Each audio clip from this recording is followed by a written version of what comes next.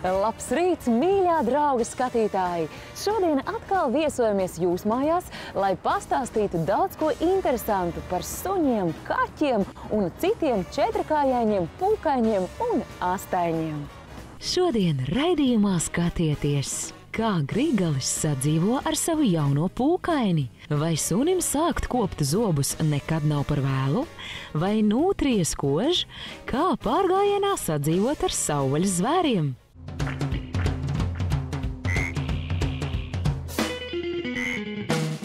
Nākamais viesis jums pazīstams kā spožu šovu vadītājs. Tomēr arī viņa dzīvē ir vieta kādiem omulīgiem un klusiem brīžiem kopā ar kādu pūkaini. Pelēkajam pūkainim Pēterim šis ir pirmais pavasaris. Tādēļ ar izbrīnu tiek sagaidīts katrs kukainītis un puteksnītis. Taču pirms nepilna gada pats astainis pasaulē ieradās kā īsts brīnums. Nu, Pēterīts, reku pilnais vārds viņam ir Pēters, un viņš ir dzimis 2. jūlijā. Jā, viņam vēl nav gadiņš. Bet viņš ir tāds profesors, un viņam patīk tādu iet, kur grib, un darīt, ko grib, un te nebūs nekāda ņemšana viņa klēpī un tā. Tad, kad viņš pats grib, tad viss arī notiek, jā. Bet ikdienā mēs viņu saucam nevis par Pēteri, kā jau parasti ir tāda mīļvārdiņa, un viss viņš mums ir Pēča. Drosmīgais Pēča ir nopietns kaķu puika, tādēļ arī nedarbi tiek pastrādāti akurāti. Saimniekiem atliek vien sadzīvot ar to, ka tagad par aizkaru nomaiņu un mēbeļu atjaunošanu lems viņu mīlulis. Es piefiksēju arvien vairāk, kad es viņam kaut ko aizmetu, un viņam patīk skriet, un viņš savukārt man atnes šampaniešu korķīti. Viņam tas liekas kaut kas ļoti īpašs. Nu, mums jau bija pārunas par to, ka nav pa daudz tā, kad kaķis te baigi sāk regulēt mūs abus divus, ka mums te tā un šitā un tā, ka tagad aizkariem jāpērk jauni, tāpēc, ka es pa viņiem esmu jau parāpelējies. Nu, neko, tad sākam likt viņu pie vietas, drusku viņu pa biksēm arī dabā, šad un tad.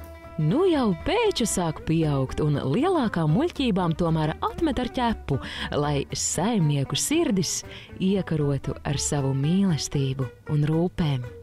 Viņš sāka modināt mūs. Ja man, piemēram, ir jāceļās uz 900 sekundēm uz laika ziņām, tad nozvanot modinātājiem, viņš nāk un murrā uzreiz pie pleca. Tas ir, piemēram, 5:30 no rīta pēc 5. Savukārt manai otrai pusē Zanē nozvana modinātājs tad, kad es eju ārā pa durvīm. Tad kaķis ir pavada mani pie ārdurvīm, mani pavada, un es ļoti bieži dzirdu, ka zvana modinātājs Zanē.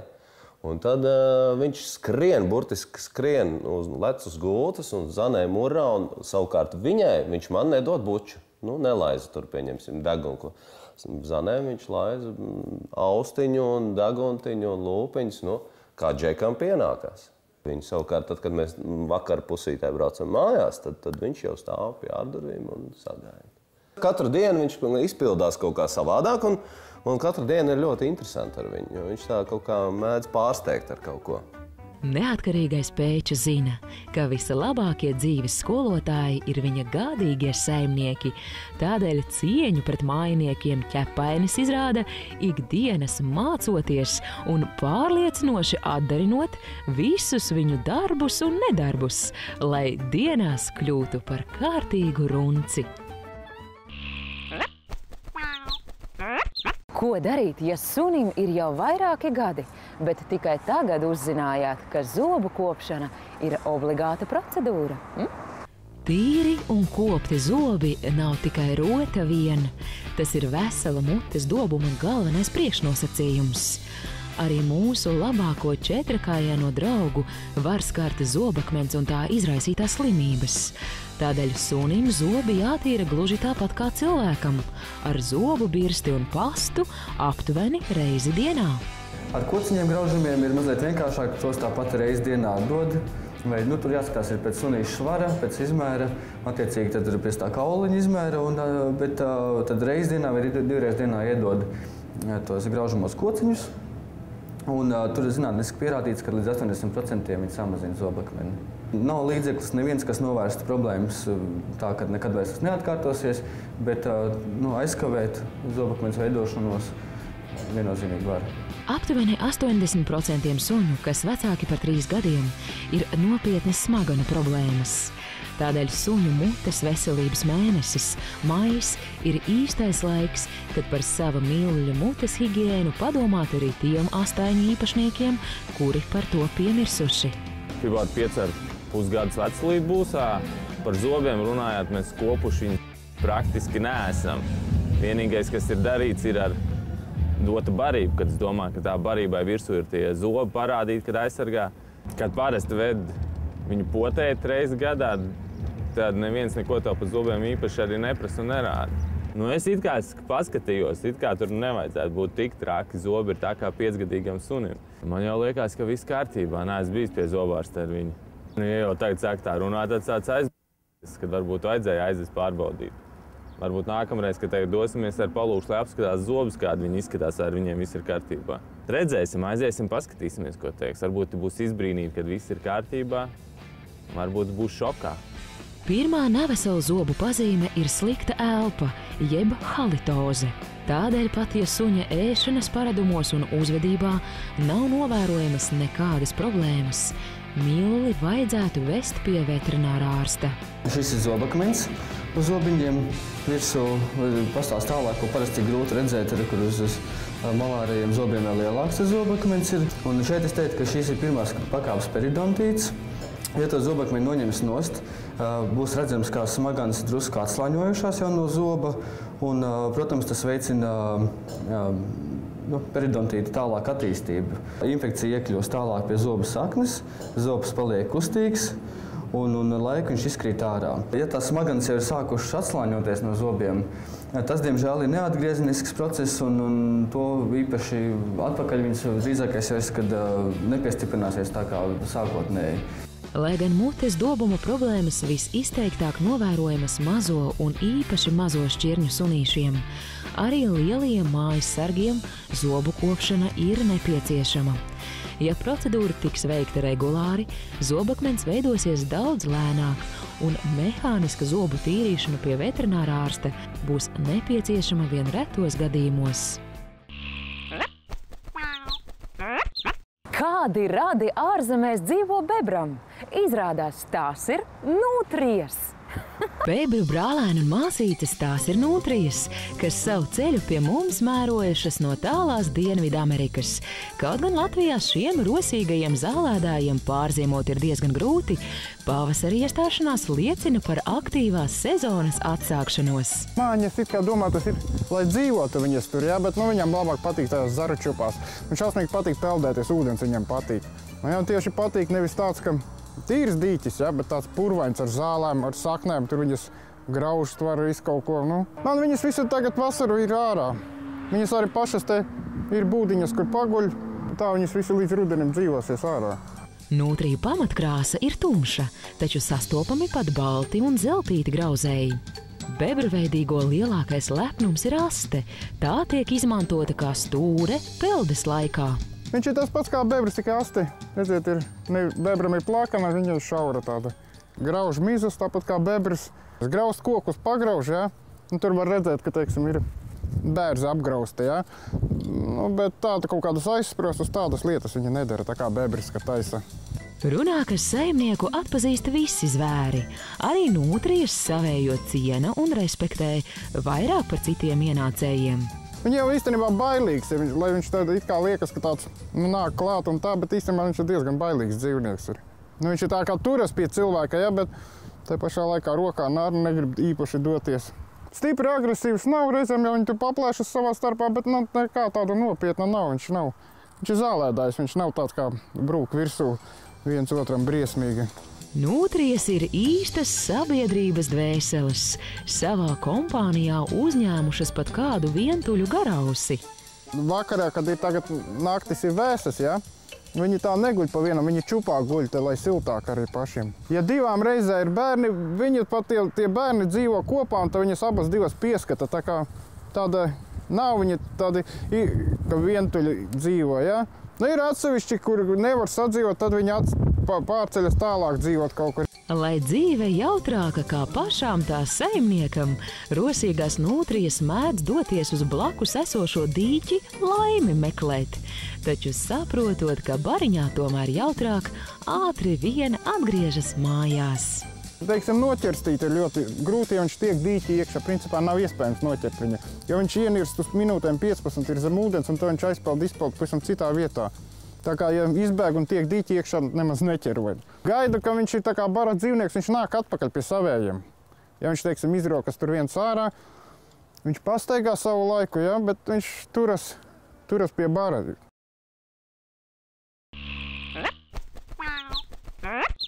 Turpmāk raidījumā skatieties, kā pārgājienā sadzīvot ar savvaļas zvēriem. Turpmāk raidījumā skatieties, kā pārgājienā sadzīvot ar savvaļas zvēriem.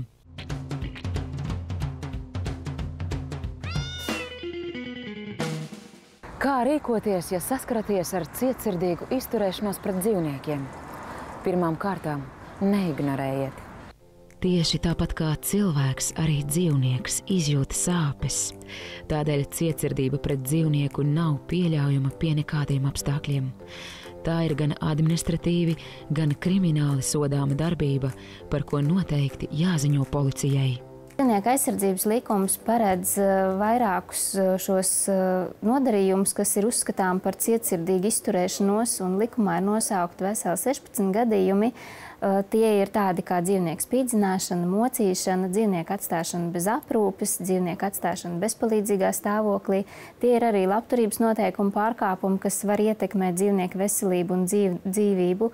Tātad jebkuri gadījumi, kas kaitē dzīvnieka veselībai un dzīvībai, cilvēka darbības rezultātā vai arī cilvēka bezdarbības rezultātā, ir uzskatām par cietsirdību pret šo dzīvnieku. Vienkārši cietsirdīgi atturās pret dzīvnieku vai viņu noved līdz novārdzināšanai, ja, tādā veidā, ka nebarojot, tur iestrājas administratīvā atbildība, ja, nu, teiksim, ir pārsvarā, kā piemērs var minēt, teiksim, ir padzīvojuši cilvēki, ja, kuriem, teiksim, mums ir bijuši gadījumi, kad dzīvoklī ir vairāk, pat kaut kā 10-15 kaķi, bet visādā ziņā viņi, protams, ar savu pensiju nevar līdz galam viņus visus, teiksim, tā nodrošināt un pabarot un vakcinācijas uztaisīt, ja. Krimināla atbildība atkal iestājas to, ja dzīvniekam cietsirdīgi pret viņu izturoties ir radies vai sakropļojums, vai ir viņa nāve iestājusies. Lai identificētu personu, kas atbildīga par ķepainim nodarīto fizisko kaitējumu, nepieciešami pierādījumi. Diemžēl lielākā daļa noziegumu netiek atklāti tieši acu liecinieku trūkuma dēļ. Kopš traģiskā notikuma ar suņu meitenīti Lauru pagājuši jau 2 gadi un 1 mēnesis, taču vainīgais joprojām nav atrasts. Cilvēks gāja garām kanalizācijas šahtai un pirmoreiz ejot garām redzēja, ka gan vāks, gan viss ir virs, otru reizi skatījās, ka vāka nav un vienkārši ir piesegts tā kā ar salmiem. Ja? Un ieskaties iekšā, viņš pamanīja tur suni, kuram bija sasiets ķeps. Uz to brīdi tika suns nodots veterinārai klīnikai, un viņam tika arī konstatēts, ka viņam ir cirsts brūces galvā. Visādā ziņā tur ir viennozīmīgi tika uzsākts krimināla process.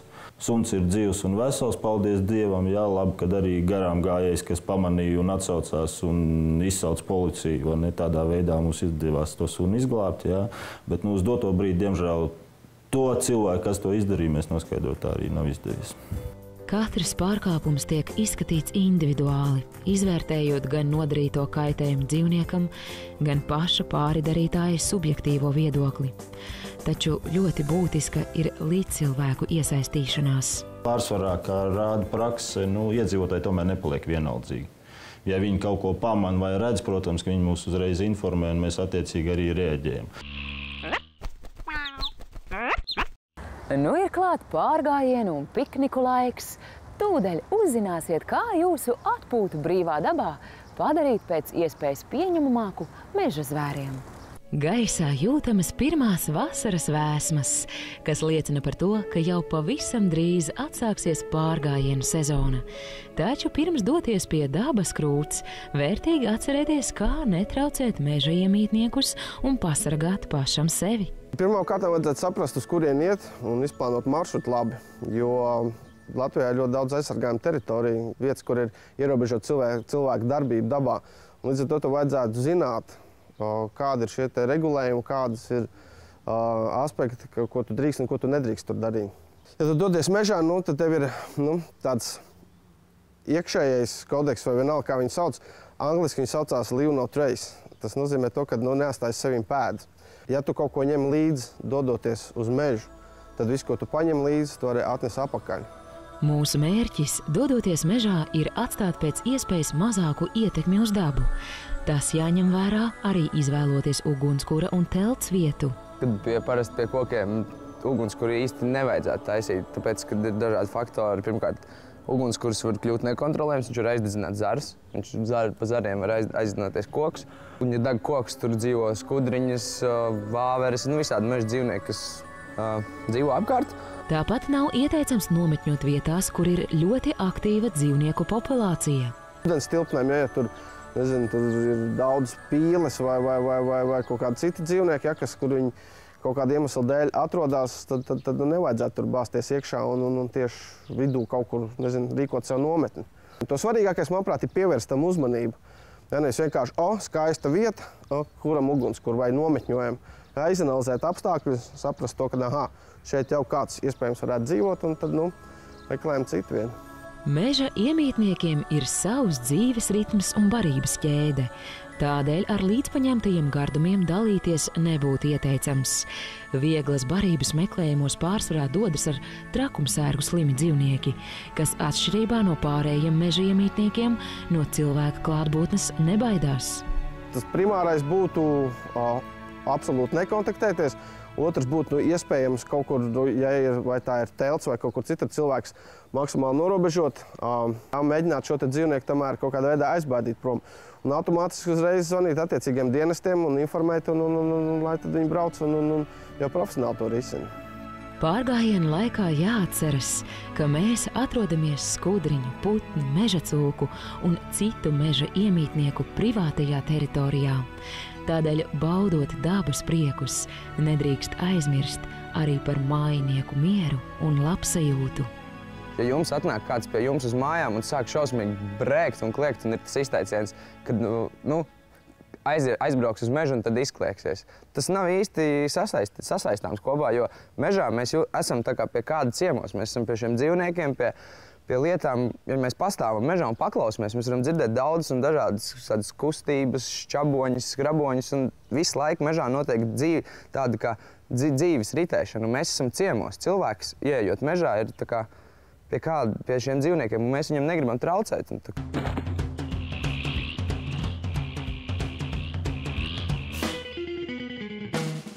Nākamajā sižetā dzīvnieku patversmē viesosies kāda estrādes leģenda.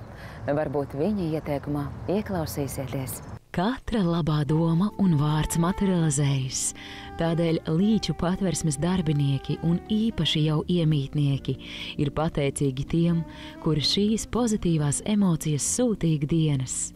Taču visā labākais atbalsts ir čaklās un izpalīdzīgās rokas, kas brīvprātīgi iesaistās patversmes darbā, ne tikai ticot un cerot, ka viss nokārtosies, bet arī palīdzot ķepaiņiem pārdzīvot grūtākās dienas un atgriezties mājās. Šodien patvērsmē viesojās mūsu dziedātājs Viktors Lapčenoks ar mazbērniem Jāni un Anniju. Un tā kā tuvojas vasaras brīvlaiks, tad jauniešiem ir ļoti aktuāli jautājumi, ko darīt vasaras brīvlaikā. Un arī uz Ulubeli jau atskan daudzi zvani, vai mans bērns drīkst vasarā šeit strādāt kā brīvprātīgais. Tas pirmais un galvenais ieteikums, ko es ieteiktu gan Annijai, gan Jānim, ir atbraukt vēlreiz, uzzināt, ko tad īsti patvērsmē, kāda ir patvērsmes dienas kārtība, jo daudziem jauniešiem šķiet, ka šobrīd patvērsme tas ir ļoti moderni, tas ir ļoti forša tusiņu vieta, bet brīvprātīgais darbs tas nav tusiņš. Brīvprātīgais darbs tā ir nopietna organizācija, nopietna kustība, un lai kļūtu par patiesu brīvprātīgo, sevi ir jāpierāda. Lai kļūtu par pilnvērtīgu brīvprātīgo, jāatrod savs skolotājs, no kura smelties zināšanas par patversmes kārtību, ritmu un noteikumiem. Jāņem vērā arī tas, ka viens pats jaunietis patversmē var darboties no 16 gadu vecuma. Ko jau šobrīd var darīt jaunieši skaistajos vasaras sākuma vakaros? Mums ir portāls Dzīvnieku policija, kur ir ģeniāla iespēja izprintēt sludinājumus, par atrastajiem un pazudušajiem dzīvniekiem. Izdrukājiet, kāpiet uz riteņa, brauciet savā rajonā un izlīmējiet, un jums būs fantastisks gandarījums, ja kāds no šiem dzīvniekiem atgriezīsies mājās pie saviem īstajiem saimniekiem. 143. Tieši tik daudz skaistu, mīlošu un uzticīgu astaiņu savu īsto cilvēku gaida Rīgas pilsētas dzīvnieku patversmē Līčos. Šis sunīts ir Velsas korgijs. Atrasts Mālpils ielas rajonā. 3-4 gadi apmēram viņam vecumiņš tāds. Man godīgi sakot, viņš ļoti patīk. Smuks, viņam tāds smuks augumiņš. Viņa kurcītā ir. Vārds Lapsiņa. Ir redzēt, kad viņš ir tāds garām kājām, dabīgi, tad viņš ir kustīgs, skrējējs. Cik man stāstīja šeit kopēji, kas kop šitos sunīšus, ja, viņi ir mīlīgi ļoti. Gluži tāpat kā skaistā suņu meitene Lapsiņa, savu gādīgos saimnieku ulubelē gaida arī kāds ārkārtīgi gudrs suņu puika, 6 gadus jaunais Rotvellera jauktenītis Boris. Un šeit ir vēl viens sunīts, viņam vārds ir Boris. Boris, jā, labs sunīts. Redziet, ka smuki zobiņi, smuks, mīlīgs sunīts. Un viņš pats atnāca uz šejieni. Es nezinu, kā viņi atrod tādas vietas, tie sunīši vai nu pēc smakas kaut kā tā, jo viņiem ļoti laboža dzīvnieciņiem. Un šitas ir viens no tiem sunīšiem, kas atnāca pats un sēdēja pie vārtiem, un tad viņi savāca. Un tā viņš jau ieguva savas otrās mājas. Cik man ir bijusi pieredze no draugu puses, kas ir ņēmuši tās sunīšas gan no patversmēm, gan uz ielām ir savākuši, kad tie dzīvnieciņi ir šausmīgi paliek uzticīgi.